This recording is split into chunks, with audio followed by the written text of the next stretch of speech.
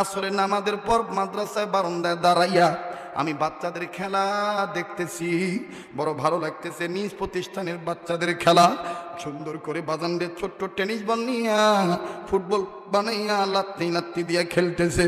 বাজানদের দেখতে দেখতে মাদ্রাসার প্রধান গেটের দিকে যখন নজর চলিয়া গেল, নজর দিয়ে দেখি এক ছাত্রের বাবা কয়েকটা বিস্কিটের প্যাকেট নিয়া, কয়েকটা ফল ফ্রুটের প্যাকেট নিয়া মেন গেটের কাছে দাঁড়ায় রইছে, বেটার সাথে সাক্ষাৎ করবে। বাজানরে বাপ বেটাকে তালাশ করার আগেই বেটা বাপকে দেখে ফেলছে। এইবার বাপকে দেখার পর খেলা বাদ দিয়া সহপাঠীদেরকে ডাক দিয়া বলে, ভাইরা আমি আর খেলবো না। কেন? ওই যে আমার বাবা আছে, আমি আব্বার কাছে যাব, আব্বার সাথে সাক্ষাৎ করব। এই কথা বলিয়া ছেলেটা নিজের কাপড়ের দুলাবালি দাঁড়ে। আমার বন্ধুগণ ঘামের পানিতে গেন্দি ভিজিয়া গেছে, একটা দৌড়মরিয়া বাবার কাছে চলে গেল। আর বাপ দেখেন কি মায়ার বাপ, ছেলের ঘামে দুর্গন্ধের দিকে তাকাইল না, ছেলের ধুলাবালির দিকে তাকাইল না। ছেলেটা কাছে দিয়ে সালাম দিল, বাপ সালামের জবাব দিয়া দিল। জবাবটা দিয়া দুই হাতটা বাড়াইয়া বাপ বেটারে বুকের সাথে জড়ায় ধরলো। আব্বু বলিয়া নাকে মুখে গালে মুখে চুমা দেয় আর বলে, বাবা তুমি কেমন আছো? ছেলেটা বলে, আম্মু কেমন আছে, আপু ভাইয়া কেমন আছে? বাজান বাপ বেটা খুব ভালোই আদর যত্ন, তাদের কথাবার্তা চলতেছে, দৃশ্যটা খুব ভালো লাগতেছে। কিন্তু কয়েক সেকেন্ডের মধ্যে আর একটা করুণ দৃশ্য আমার চোখে ধরা পড়লো। বাজান রে, ওই একই মাদ্রাসার ছাত্র, আমি জানতাম না যে ছেলের বাবা না, এই ছেলেটা ইয়াতীম।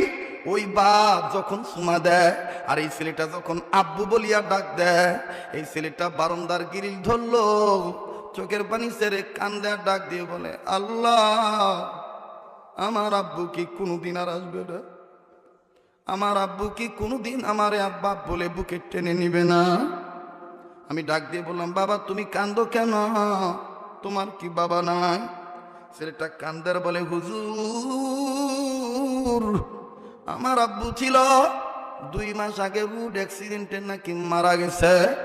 কেন তুমি কি তোমার বাবার লাশটাও দেখো নাই? ছেলেটা বলে, না না আমি আমার বাবার লাশটাও দেখি নাই, যার কারণে কোনো ছাত্রের বাবারে দেখলে আমার বাবার কথা মনে হইয়া যায়। আরে বন্ধু, আরে বাবাজি, যার বাবা নাই তার মতন বড় অভাবী আর কেউ নেই। আবার দেখেন মমতাময়ী যার মা নাই রে, তার মতন বড় দুঃখী ও কেউ নাই। মনে কিছু নিয়েন না, 1 মিনিট 1.5 মিনিটের মধ্যে মা সম্পদ নামক সম্পদটা বলিয়া দেই। বাজান এই মা মরিয়া গেলে কেউ আর তোমার জন্য বড় মাছের চাকানি অপেক্ষা করবে না। আমার ভাইরে, আজ থেকে 8-9 বছর আগের ঘটনা, যেটা কামার খন্দবাসীগণ আপনারা মোবাইলের মাধ্যমে ইন্টারনেট থেকে ডাউনলোড দিয়ে আমার এই বয়ানটা শুনছেন। অনেক ছেলে এই বয়ানটা শুনে মার ভক্ত হইয়া গেছে। আরে বাবাজি, 8-9 বছর আগের কথা, বরিশাল বিভাগে বয়ান করার জন্য যাও, বাজানরে পদ্মা নদী ফেরির মধ্যে গাড়ি তুলিয়া পদ্মা নদী পাড়ি দিয়ে যাইতে হবে। ফেরির মধ্যে গাড়ি তুললাম, আমার গাড়ির পিছনে আরো অনেক পর্যায়ক্রমে সিরিয়ালে গাড়ি উঠল। এটার ভিতরে একটা অ্যাম্বুলেন্স উঠল। অ্যাম্বুলেন্সের 2 দিকে লেখা লাশবাহী গাড়ি। অ্যাম্বুলেন্সের সামনে বাজানরে লুকিং গ্লাসের নিচে লাল কাপড় বান্ধা। এই লাল কাপড় দেখিয়া বুঝতে বাকি রইল না যে লাশ আছে। অবশ্যই লাশ আছে, কিন্তু আমার জানা নাই মহিলার লাশ না পুরুষের লাশ। লাশটার জন্য দোয়া করিয়া গাড়ির মধ্যে উঠিয়া গেলাম। বাজানরে যখন গাড়িতে উঠিয়া পিছনের গ্লাসটা নামাইলাম, বাহিরের উন্মুক্ত হাওয়া গ্রহণ করব। ও বাজান, যতই গ্লাস ফাঁক ততই একটা বাচ্চার কান্নার আওয়াজ আমার কান ভারী করে, হৃদয় আত্মার মধ্যে লাগে।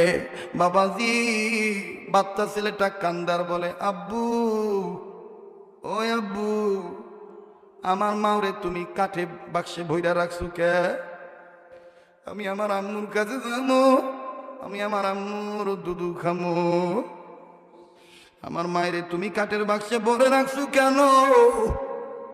আমি আমার আব্বুর কাছে যাবো, আমি আমার আম্মুর দুধু খামো।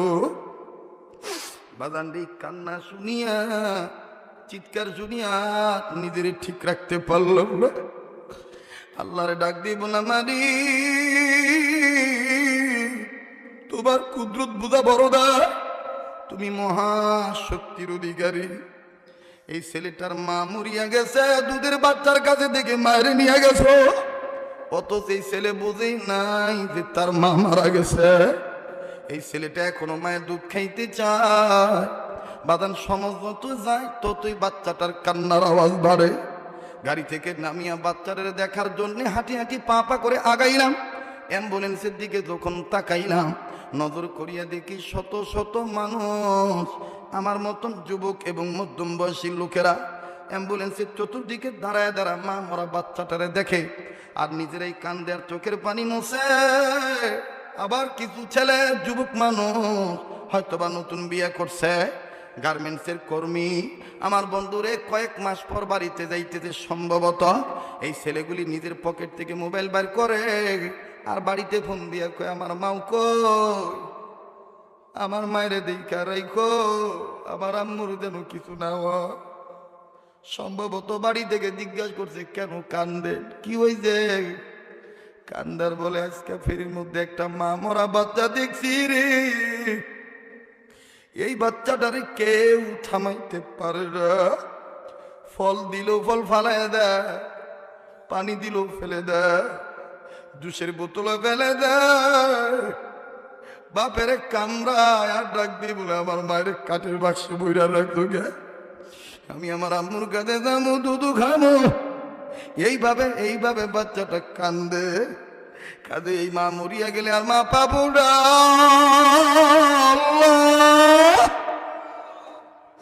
বাজান রে, এই মা কার দুনিয়ায় নাই।